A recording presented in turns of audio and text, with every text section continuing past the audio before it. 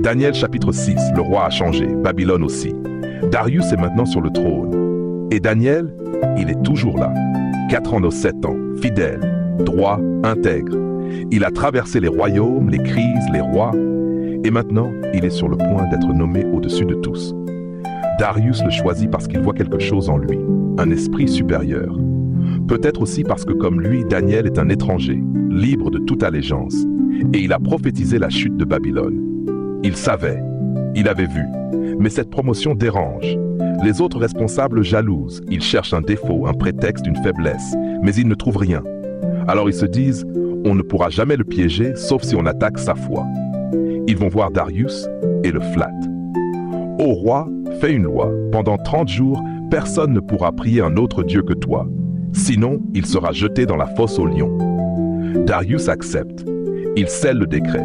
C'est irrévocable. Ils viennent d'inventer une religion sans cœur. Une religion imposée par la peur. Automatique, simple mais vide. Typique de Babylone, mélanger foi et politique. Imposer l'adoration par la loi.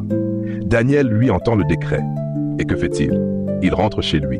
Il ouvre ses fenêtres vers Jérusalem. Et il prie, comme toujours. 3 fois par jour, à genoux, pas de compromis. Pas de peur, pas de silence. Il ne prie pas parce qu'il a un problème. Il prie parce que c'est sa vie. Il pense au temple, à la promesse du retour, à Dieu. Et il reste fidèle. Ils le surprennent et ils l'emmènent. Darius comprend trop tard. Il passe la journée à chercher un moyen de sauver Daniel. Mais la loi ne peut pas être changée. Alors, le cœur lourd, il lui dit « Que ton Dieu que tu sers sans relâche te délivre. » Daniel est jeté dans la fosse, une pierre est posée. Le roi la scelle et toute la nuit, Darius ne mange pas, ne dort pas, ne trouve aucun repos.